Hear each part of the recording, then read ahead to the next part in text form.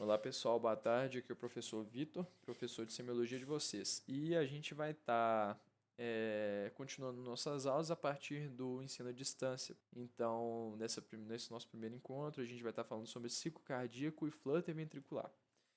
Para iniciar nossa aula, vamos começar introduzindo aqui e relembrando o ciclo cardíaco. O ciclo cardíaco, então, se inicia a partir de uma geração espontânea de potencial de ação no nó sinoatrial. Essa geração espontânea, ela se dá principalmente por conta daqueles canais de sódio passivo que estão nessas células que compõem o nó sinoatrial. Então, esse potencial de ação é deflagrado a partir do miocárdio atrial. E então, ele chega no nódo atrioventricular para ser distribuído para os ventrículos. Esse nódo atrioventricular tem uma grande importância porque ele atrasa o potencial de ação para que ele chegue nos ventrículos depois que o miocárdio atrial já tenha sido contraído, para não acontecer uma contração atrial simultânea com uma contração ventricular e a bomba não funcionar devidamente. Então, o ciclo cardíaco ele é composto por duas fases, basicamente. Essas fases são a diástole e a sístole. A diástole é a fase de enchimento dos ventrículos por sangue proveniente dos átrios.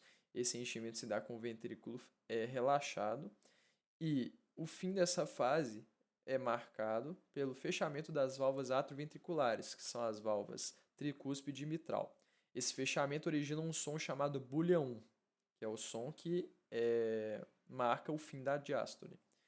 Depois dessa fase se inicia a sístole. A sístole é a fase de contração ventricular. Os ventrículos então vão bombear o sangue recebido pelos átrios durante a diástole para a circulação pulmonar e sistêmica. No caso da pulmonar vai ser o ventrículo direito, no caso da sistêmica o ventrículo esquerdo.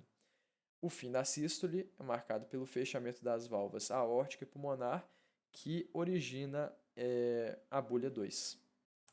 Então, pessoal, nesses gráficos aqui, eu gostaria de destacar somente três momentos, que são a contração isovolumétrica, o relaxamento isovolumétrico e a sístole atrial.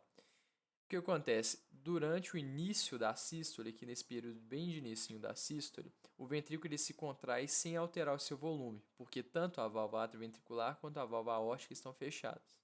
E no relaxamento isovolumétrico a mesma coisa acontece. O ventrículo está relaxando, só que o seu volume não está alterando, porque tanto a válvula aórtica quanto a válvula atrioventricular estão fechadas.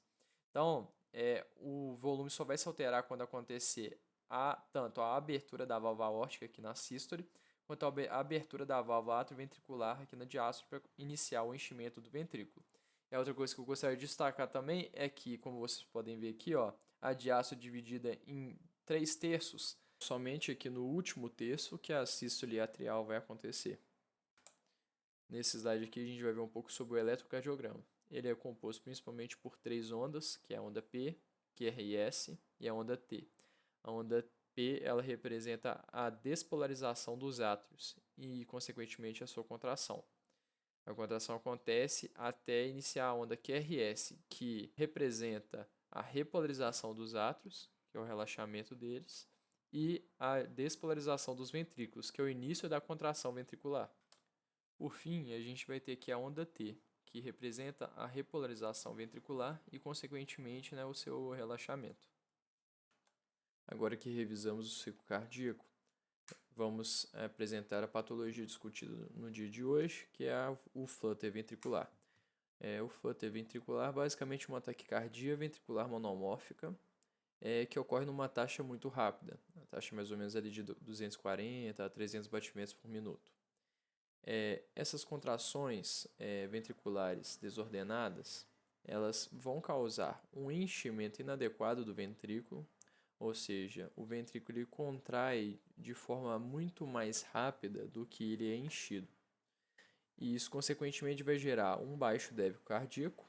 O baixo débito cardíaco vai gerar uma baixa pressão arterial e uma baixa perfusão sanguínea, o que pode acarretar futuramente numa evolução para uma fibrilação ventricular, causando, posteriormente, um infarto agudo no miocárdio.